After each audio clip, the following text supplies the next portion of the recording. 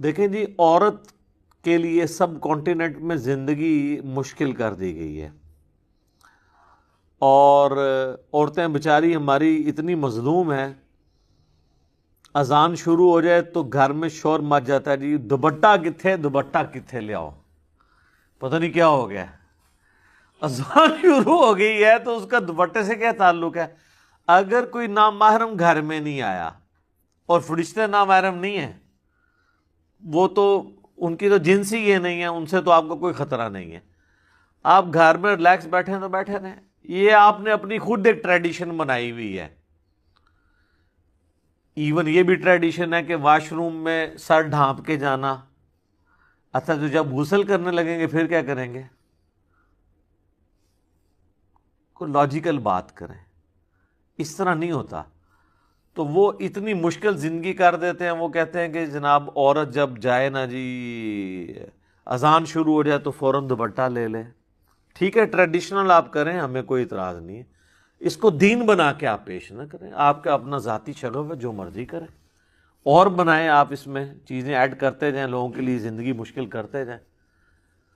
اسی طریقے سے زیور کے بارے میں بھی لوگوں کے دماغ میں ہو سکتا ہے مت ہو، ادروائز زیور کا نماز کے ہونے یا نہ ہونے کے ساتھ کوئی تعلق نہیں ہے، بلکہ زیور پہن کے تو نبی علیہ السلام کی جو صحابیات تھیں وہ باقاعدہ نماز پڑھتی تھی۔ بخاری اور مسلم دونوں میں حدیث ہے، آپ عید والا چیپٹر نکال لیں، بخاری کا بھی مسلم کا بھی، کہ نبی علیہ السلام نے عید کی نماز پڑھائی، نماز پڑھانے کے بعد آپ علیہ السلام جو ہے وہ مردوں کی طرف گئے، ادھر اپیل کی آپ نے اللہ کی راہ میں خرچ کرنے کی، پھر عورتوں کی طرف آئے، وہاں پر آپ نے اپیل کی۔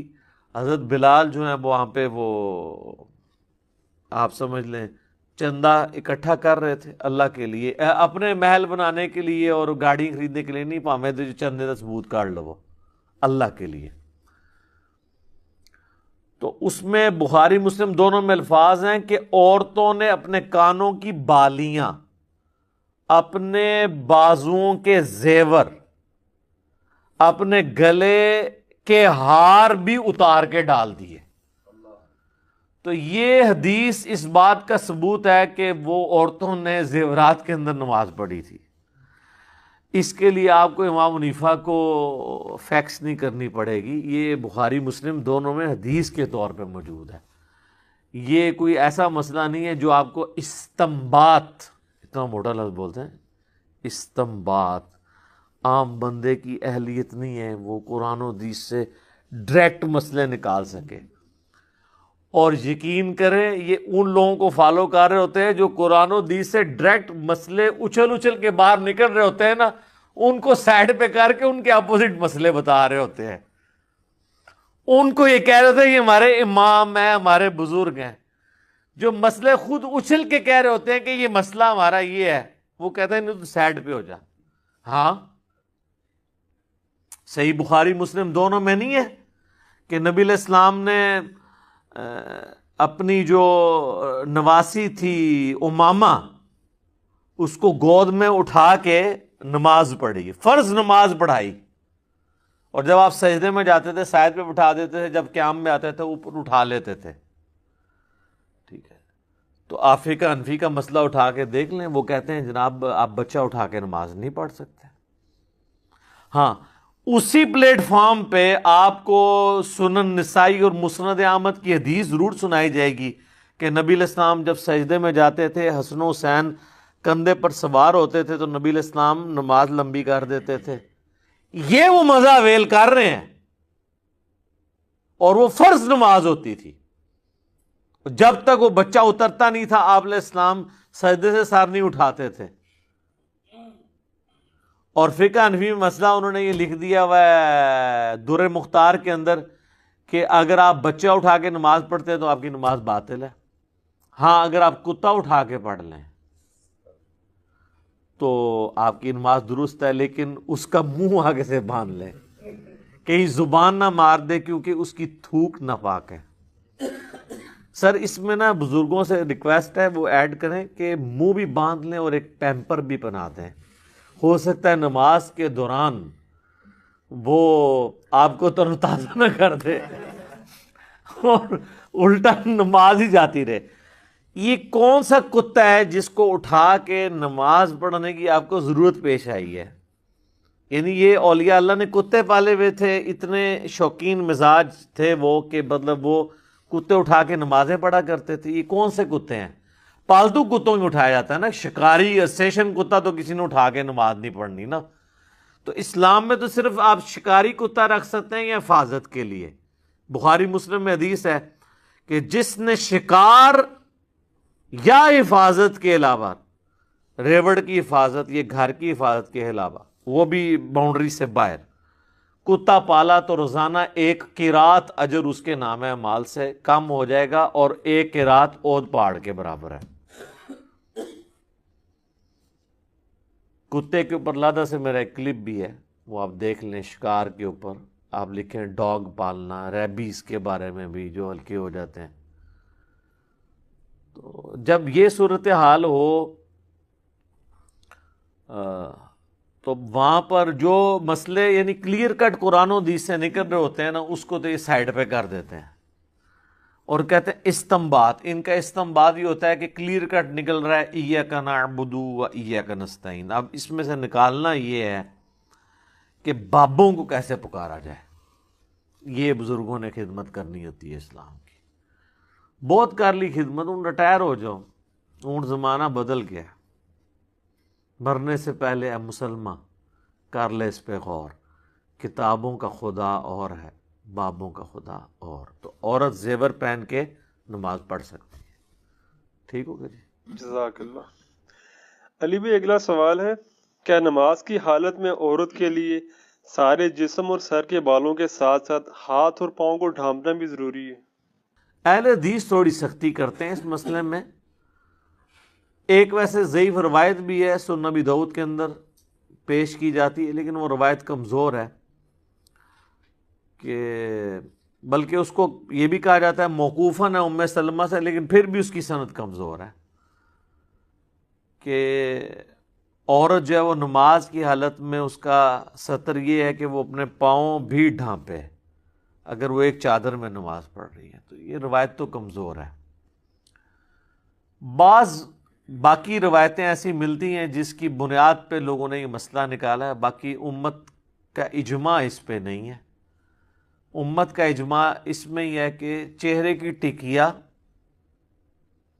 دونوں ہاتھ اور ٹخنوں سے نیچے والے پاؤں، عورت ٹخنوں سے اوپر نہیں کر سکتی، تامد یا پینٹ یا اپنا پجامہ یا شلوار، اس نے ٹخنوں سے نیچے کرنا ہے، مرد نے اوپر رکھنا ہے۔ ابو داؤد میں حدیث ہے کہ ٹخنوں سے نیچے ہو تو نماز نہیں ہوتی اس کی۔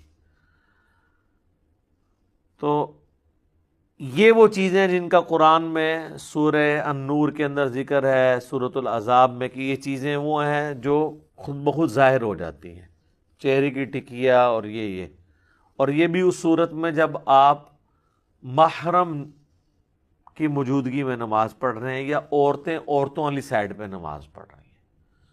اگر مردوں کے ساتھ مکس گیدرنگ والا معاملہ ہے تو اگر تو یعنی مرد جو ہیں وہ صحابہ کرام ہوں اور عورتیں پیچھے نماز پڑھتی ہوں، اور صحابہ کرام مڑ مڑ کے پیچھے تو نہیں ظاہر دیکھیں گے، تو پھر وہاں پہ تو عورت چہرہ کھلا رکھ کے بھی نماز پڑھ سکتی ہے۔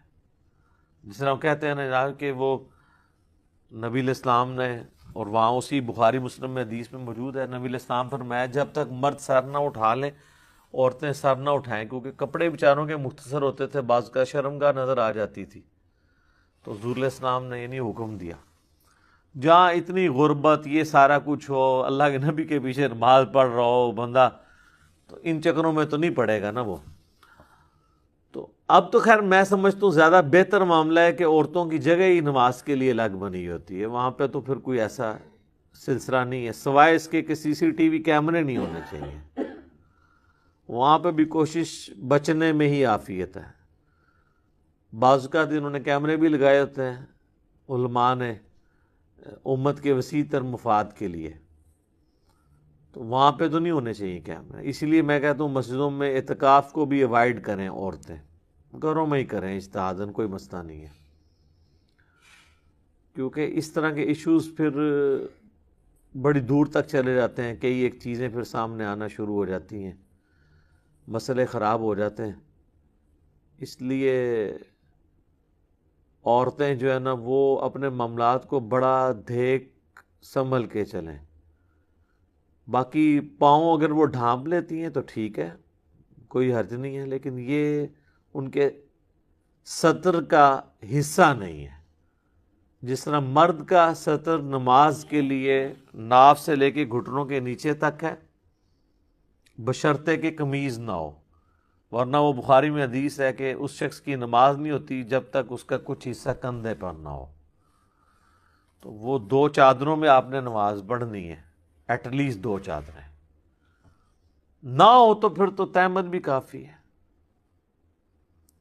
تہمت بھی نہ ہو تو آپ فقہ حنفی سے رابطہ کریں، جس میں لکھا ہوا ہے کہ ایک جنگل ہے، اس میں 12 بندے ہیں، 12 ہی ننگے ہیں، تو امامت کون کروائے گا؟ اور پھر وہ کہتے ہیں جی دیکھیں جی یہ کس حدیث میں مسئلہ ہے. ٹھیک ہے، اب اندازہ کریں آپ ایک مسئلے خود بناتے ہیں اور پھر حدیثوں کا مذاق اڑاتے ہیں. اس طرح کے تو کئی مسئلے میں نے آپ کے بزرگوں کے نکالے ہیں، ان کو نہیں پتا. مجھے بتائیں کس بزرگ کی کتاب میں کینگرو کا مسئلہ لکھا ہے، پرانے بزرگ کے، کہ کینگرو حلال ہے یا حرام؟ زرافہ، ان بیچاروں کو تو ان جانوروں کا پتہ بھی نہیں تھا، تو اب میں ان کا مذاق اڑانا شروع کر دوں گا؟ اجتہاد ہی تو اسلام کی خوبصورتی ہے. قیامت تک آپ نے حالات و واقعات کو دیکھ کے کسی رزلٹ تک پہنچنا ہے. تو یہاں پر بھی یعنی اجتہاد کے معاملے کے طور پہ چیزوں کو دیکھا جائے گا.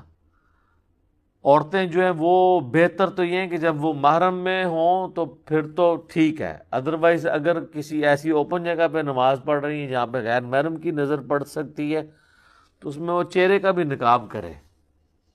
البتہ پاؤں کو ڈھانپنا یہ ضروری نہیں ہے.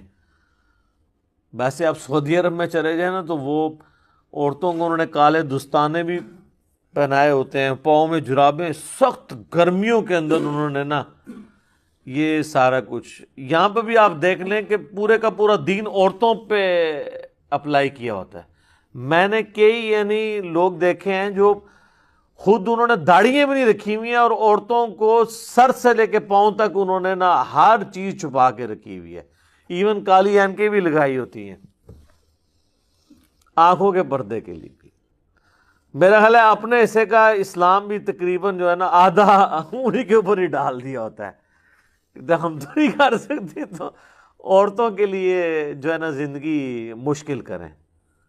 تو اگر کوئی عورت لمبا کوئی اس طرح کا پہننا چاہتی ہے ضرور کرے، لیکن یہ اوبلیگیٹری نہیں ہوگا. قرآن میں واضح یعنی موجود ہے کہ وہ چیزیں جن کے لیے چھپانا یعنی ایک عام حالت میں بھی یہ کھلی رہتی ہیں چیزیں. تو چہرہ جو ہے بہرحال اس میں احتیاط کرنی چاہیے اگر غیر محرم کے سامنے. اگر گھر میں ہے تو پھر آپ کوئی مسئلہ نہیں. البتہ یہ حدیث ہے سنن نبی داؤد کے اندر، نبی صلی اللہ علیہ وآلہ وسلم نے فرمایا کہ جب عورت بالغہ ہو جائے تو اللہ تعالیٰ ننگے سر اس کی نماز قبول نہیں کرتا. نابالغ چھوٹی بچی ہے تو وہ ننگے سر بھی نماز پڑھ سکتی ہے، بالغہ عورت ننگے سر نماز نہیں پڑھ سکتی. اور ننگے سر کا مطلب اس کا سر پورا، اس کے بال ڈھانپے ہوئے ہوں اور ایسی چادر اس کے اوپر ہو جس میں سے بالوں کی سیاہی بھی باہر نہ چمکے، کیونکہ جسم چھپایا جاتا ہے نا. کپڑا تو اسی مقصد کے لیے پہنا جاتا ہے. اگر آپ اتنا باریک کپڑا پہن لیں کہ جسم نظر آئے تو وہ تو آپ کا ستر نہیں ہے. جس طرح آج کل بہت کاٹن کے باریک اگر کپڑے آپ نے سفید رنگ کے پہنے ہوئے ہوں تو جسم اندر سے نظر آ رہا ہوتا ہے. کالے ہوں تو پھر بھی پردہ رہ جاتا ہے، یا کوئی ڈارک کلر کے، اس میں بھی کوشش کرنی چاہیے موٹا کپڑا. اس طریقے سے اگر باریک دوپٹہ سر پہ اوڑھا ہوا ہے، ویسے عورتوں کو یہ بات پتہ ہے، وہ ڈبل ٹرپل کر کے اوڑھ لیتی ہیں، بال نکلے ہوئے نہ ہوں، بالغہ عورت ہے تو اس کی نماز قبول نہیں ہوگی اگر ننگے سر وہ نماز پڑھ رہی ہے۔ اچھا، اس کو مس یوز بھی کیا گیا ہمارے لوگوں نے نا، پردے کی ترغیب دلانے کے لیے۔ میں نے خود ایسی پوسٹیں دیکھی ہیں فیس بک پہ جن پہ لکھا ہے کہ جو عورت ننگے سر رہتی ہے اللہ اس کی نماز ہی قبول نہیں کرتا، اس کو اس رنگ میں بدل دیا، حالانکہ وہ الفاظ یہ تھے کہ جب عورت بالغہ ہو تو ننگے سر نماز قبول نہیں ہوتی، یعنی نماز کی حالت میں اس کا سر ننگا نہیں ہونا چاہیے۔ یہ اسی طریقے سے وہ جیسے صحیح بخاری میں حدیث ہے نا، اس کا ترجمہ بھی انہوں نے غلط کیا ہوا ہے کہ سب سے بہتر وہ ہے جس کی سب سے زیادہ بیویاں ہوں۔ صحیح بخاری کی حدیث، سر قرآن میں تو لکھا ہوا ہے کہ یہ صرف اجازت ہے 2 3 یا 4 تک، اور پھر اللہ تعالیٰ نے فرمایا اگر خدشہ ہو انصاف نہیں کر سکو گے تو 1 پہ اکتفا کرو۔ قرآن میں تو 1 کو پریفریبل کہا گیا ہے، زیادہ کی اجازت ہے۔ اب وہ بخاری کی حدیث ہمیں بھی ایک دفعہ کسی نے بھیج دی، میں نے کہا میں پڑھوں مطلب یہ حدیث، تو وہ حدیث کچھ اور تھی۔ وہ عبداللہ ابن عباس شادی کی ترغیب دلاتے ہوئے کہہ رہے تھے، چونکہ اس زمانے میں بھی یہ ایک چیز آ گئی تھی نا، بخاری مسلم میں کئی احادیث اس پہ گواہ ہیں، کئی صحابہ نے حضور سے کہا کہ ہم شادی نہیں کریں گے، اور ایک 3 صحابہ والی حدیث بھی ہے، اور بھی کئی ایک احادیث ہے۔ تو نبی علیہ السلام نے فرمایا رہبانیت اسلام میں نہیں ہے، نکاح میری سنت ہے، جو میری سنت اغراض کرے گا وہ مجھ سے نہیں ہے۔ تو اسی کانٹیکسٹ میں نا عبداللہ ابن عباس بیسیکلی نکاح کی ترغیب دلا رہے تھے۔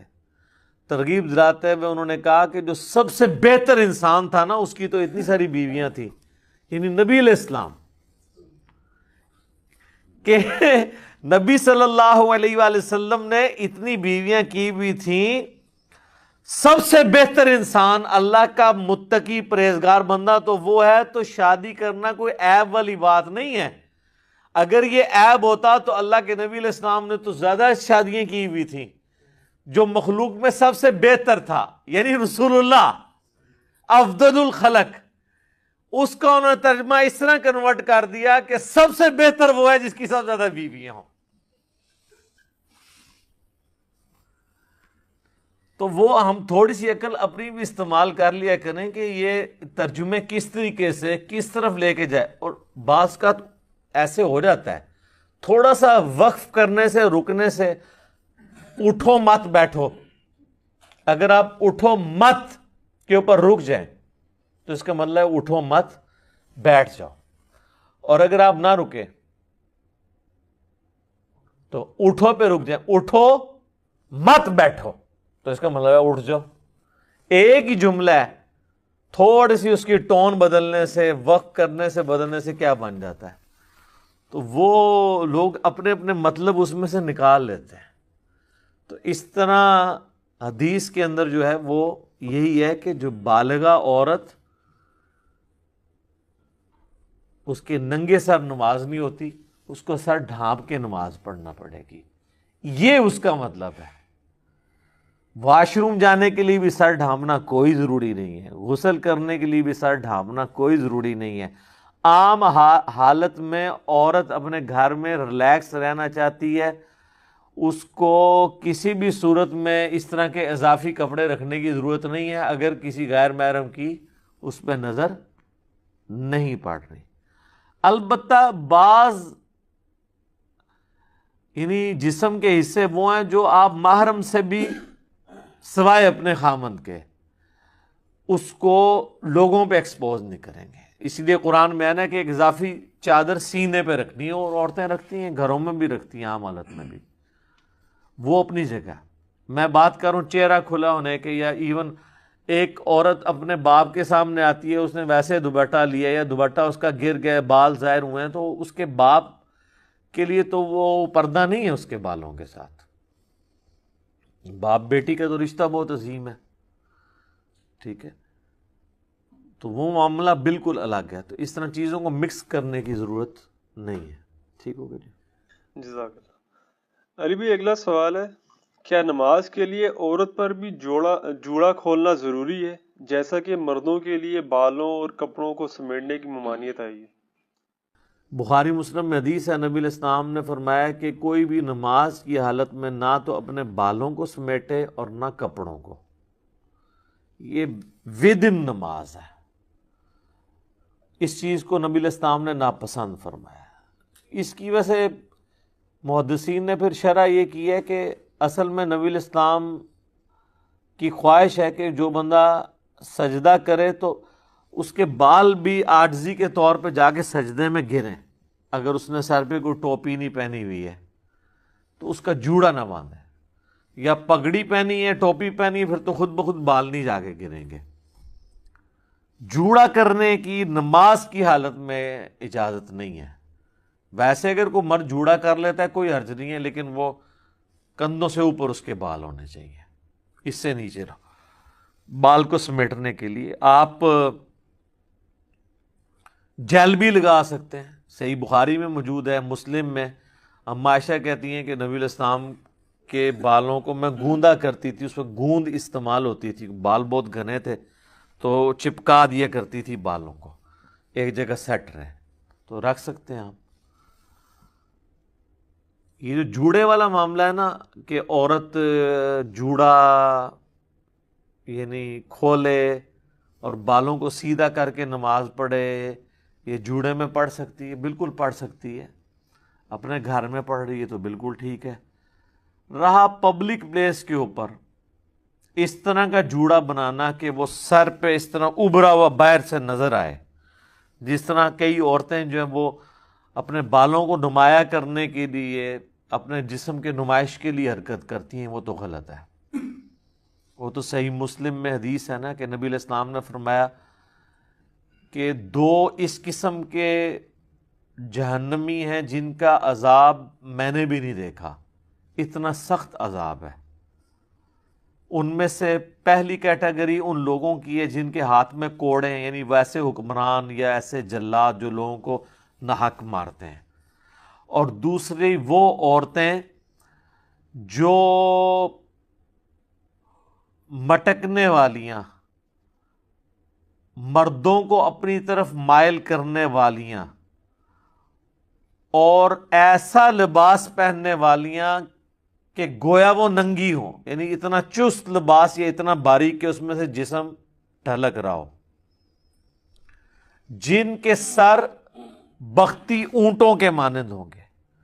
یہ آپ دیکھیں عرب میں اگر آپ چلے جائیں نا تو کئی عورتیں جو ہے نا یہ اتنا بڑا اوپر جوڑا کر کے نا یوں کر کے حجاب لیا ہوتا ہے. یہ کون سا حجاب ہے جس میں آپ اٹریکٹ کر رہے ہیں کسی کو؟ اس قسم کا جوڑا نماز ہو یا نماز کے باہر یہ ویسے ہی غلط ہے.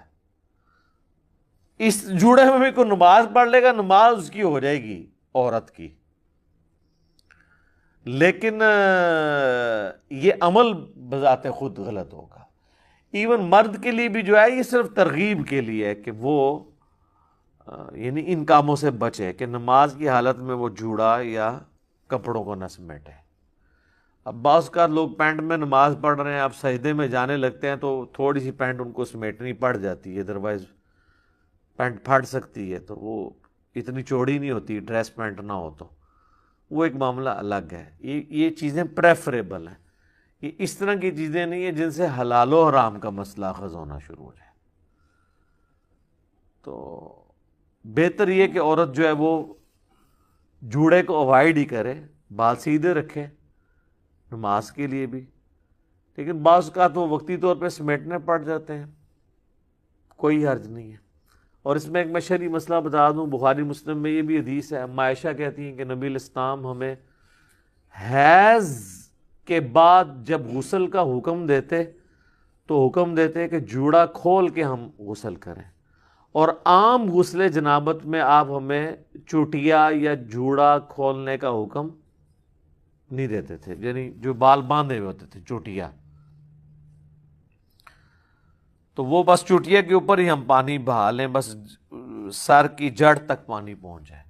عورتوں کو اللہ نے یہ آسانی دی ہے کہ وہ حیض کا غسل تو بال کھول کے کریں گی، اس زمانے میں تو پانی بھی ایشو تھا، اور عام جو غسل ہے نا اس کے لیے ان کو کوئی پانی اتنا زیادہ استعمال کرنے کی ضرورت نہیں. لیکن آج کل تو ویسے ہی مسئلہ نہیں ہے، شاور ہے، پانی کھلا ہے، زمین نے اپنے خزانے اگل دیے ہیں، اب تو یہ ایشوز ہی ختم ہو چکے ہیں. ٹھیک ہو گیا. جزاک اللہ.